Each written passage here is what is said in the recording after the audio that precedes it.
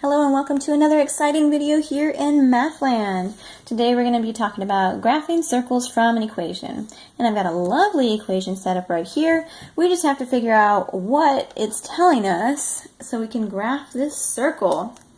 Okay, so the circle formula, we want to put it in this type of arrangement so we can clearly see the center and the radius. So I'm going to write the formula down here. Got x minus h squared plus y minus k squared equals r squared.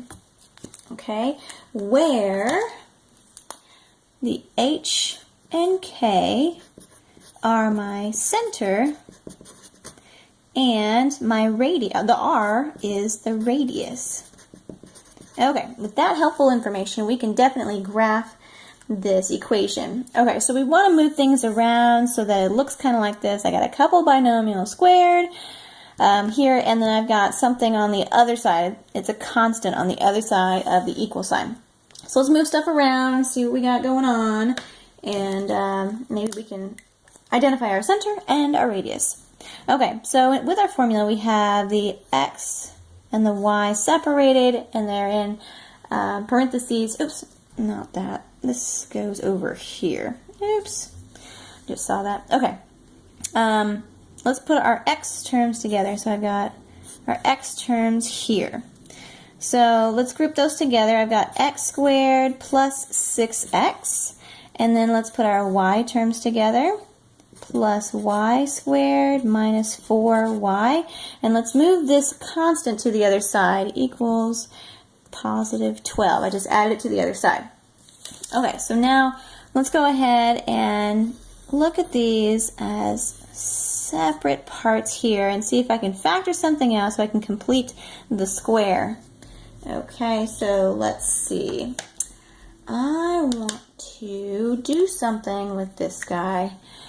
Got x squared plus 6x, and I want to see if I can factor anything out as far as the coefficients. But in this case, I've got a 1 here and I've got a 6 here. I can't factor anything out or pull anything out like a greatest common factor, so I'm just going to leave it like that. But I need to complete the square, which means when I divide the x term in half, that's a 2, that's going to give me a number, and then I'm going to square that, and that's going to pop up right next to that x term. So 3 squared, that is, I'll put it in a different color to notice that we've added this.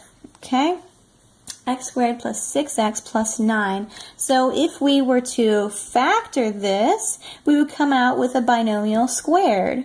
And so that's how we can work it out so that we have a binomial squared. Let's do the same thing over here. We've got, oops, let's do orange. We've got y squared minus 4y.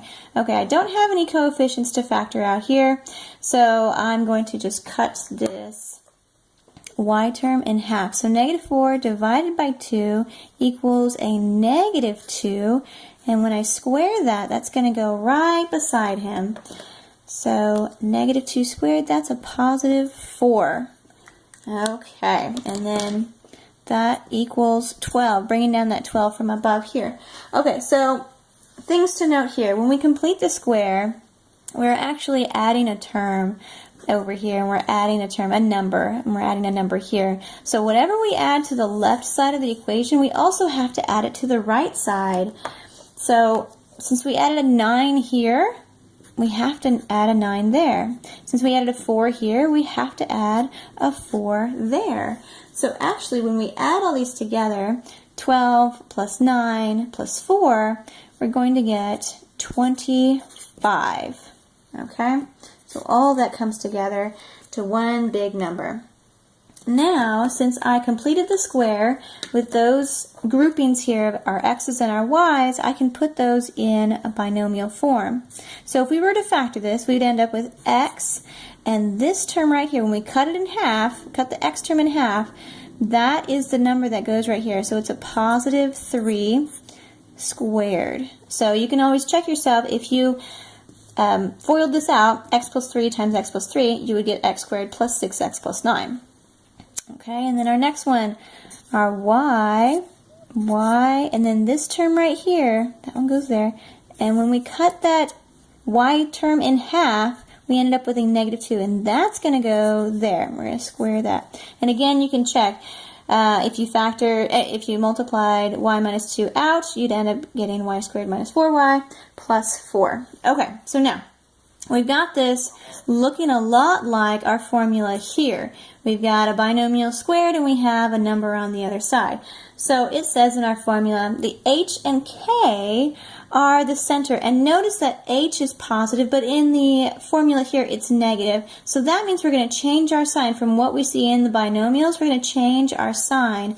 So our center is not going to be 3, -2. It's going to be the opposite sign. And just to help you out, the number with the x inside the binomial, or inside the parentheses here in that binomial, is going to be the x component of your center. So -3 and then +2. So we're going to switch that sign. It's the y. It's going to be the y component. Okay, so that's our center. And our radius,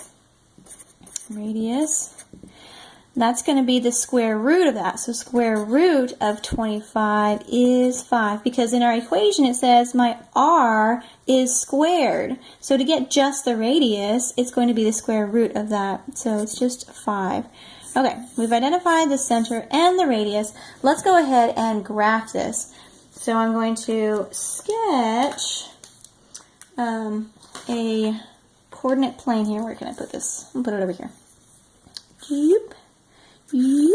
Okay.